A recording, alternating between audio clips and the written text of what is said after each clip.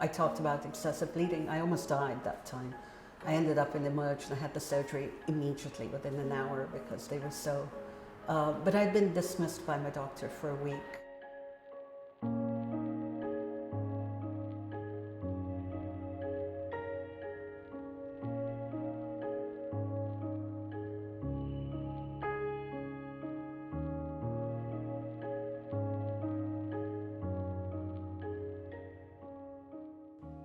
I was in my early 40s and I'd had surgery when I was 35 on my ovaries. One of my ovaries smashed with the cyst. And they took the ovary out and they warned me I'd have early menopause. So I wasn't quite sure what would happen, and it did kind of gradually happen, but it happened very soon, sooner than I thought. And I don't actually know what they did because they didn't tell me much. So actually I don't know exactly what happened. And actually this has been my biggest issue around menopause, is the lack of information in the medical system. And I was an extremely busy person, a journalist, and then running around and leaving the country constantly and so on. And so I didn't really think about what to do or, pursue any resources to find out what it was I was going through. So I would ask my doctor and I'd get these very non-committal responses, like excessive bleeding, for example, like very, very, very extreme. Turned out to be polyps, but she said, "Oh, don't worry, that's a natural part of menopause." And so I had a lot of confusion around what my symptoms were related to, whether they had to do with menopause or something else. And a few times it was something else, and sometimes it was menopause, and she would just dismiss it. So, well, the first thing was my body weight and body shape changing, becoming more kind of rounded hips, bigger boobs, that kind of thing. And I was pretty much, as a lesbian, I was kind of identified as butch, so that was kind of traumatizing. So I kind of almost even changed my identity from a butch to a femme for a while. Oh, Just, really? but yeah, which is really because your body changed with going with my body, yeah. I mean, today I'd have options, like, but in those days I didn't feel like I did. Well, I think one of the biggest things for me was the whole, the way that the medical system kind of interacted with it for me. For example, when I talked about excessive bleeding, I almost died that time. I ended up in emerge and I had the surgery immediately within an hour because they were so, but I'd been dismissed by my doctor for a week. And so I think many times women have real issues dismissed because of menopause. Menopause is seen as the grab-all for anything that goes wrong with a woman who's a certain age, right? I mean, as a person of color, I already feel a sense of worthlessness in society.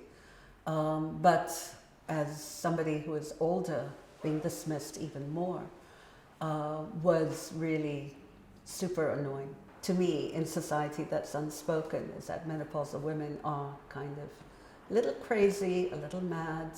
They don't quite know what they're saying. They're a little over-emotional.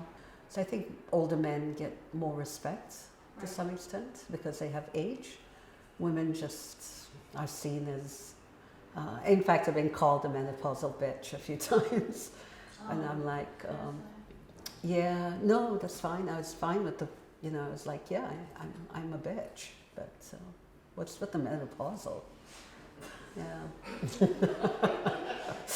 So really, for me, my menopausal experience has been menopause being blamed and not getting proper care.